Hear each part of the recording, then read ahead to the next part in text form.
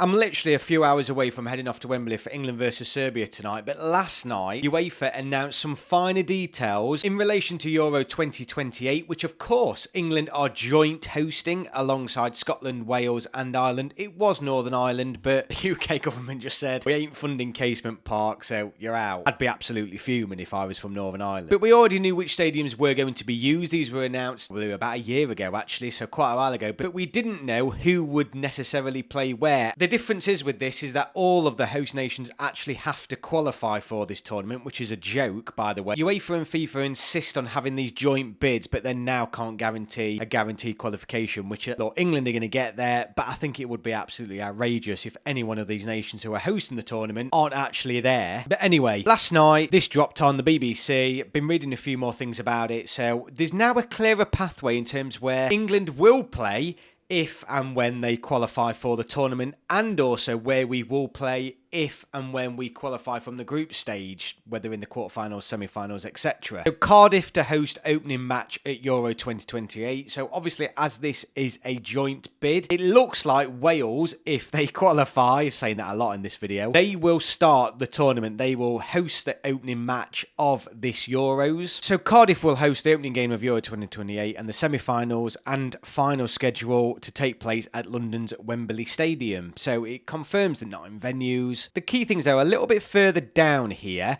Manchester City's Etihad Stadium, where the Three Lions will play their opening game if they qualify directly before switching to Wembley in one of the 5 other stadiums being used in England. So England will start their Euro campaign. So England will start their Euro tournament actually at the Etihad ground, which I don't mind. I think that's a good ground.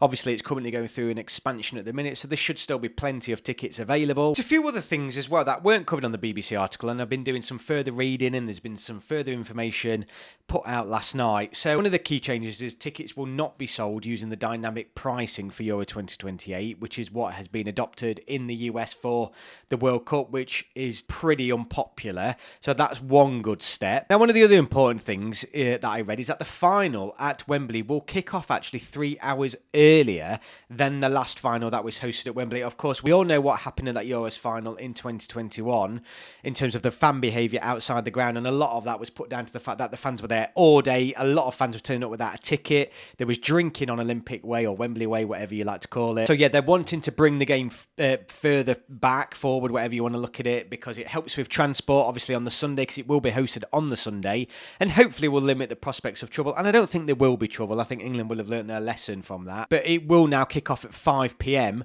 on the 9th of July, and it's designed to deliver a better match experience and make the game more accessible to more fans, which I think, look, it makes sense to me. Earlier kick-off means it's better for fans across the country to get back home if they needed to, and you are then, there's less hours for the shit to kick off, really, isn't there? Not that that is a major problem in England. So Wales, it confirms on here that Wales will kick off the tournament on the 9th of June. Dublin's Aviva Stadium and Hampden Park in Glasgow are being used too, with the rest of the matches in England, including Tottenham and Aston Villa's ground. England will play their last 16 match, though, at Newcastle if we win the group. So that is probably the most likely, isn't it? Because we will be seeded, top seeded for this tournament, you'd expect. Or at Everton's new stadium if they finish runners-up. And I'll be honest with you, I'm a bit gutted it's not the other way around. I do think England will play a game at Everton's new ground. It's been a long time since England have played in Liverpool because of the Scousers and Liverpool fans in particular.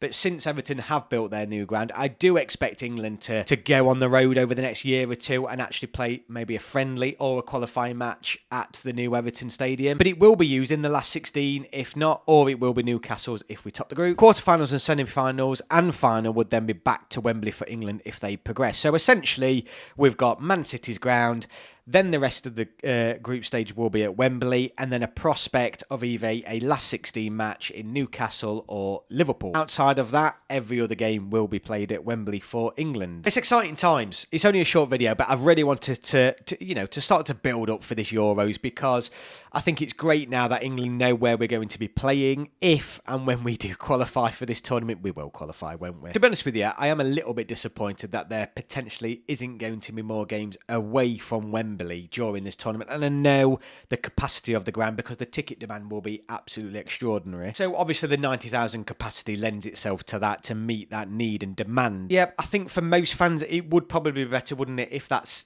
round of 16 game was in Newcastle, because then at least then they've been like the north, the middle and the south, so it sort of evens it out from that aspect. But I can't wait. I honestly can't wait. Just so people are aware as well, Northern Ireland's first game will be at Wembley Stadium. I think pretty much, I've not looked into it, but I'm pretty certain Scotland will start at Hampden Park and Ireland at the Aviva Stadium. Northern Ireland, as of course they haven't got a ground anymore because of Casement Park, they will actually play their first game at Wembley. I just can't wait. I mean, look, we've still got the World Cup, haven't we? But Euro 2028, what a tournament it's going to be. Thank you all so much for watching. I hopefully will see you at the game today. If not, I will see you all on my next video.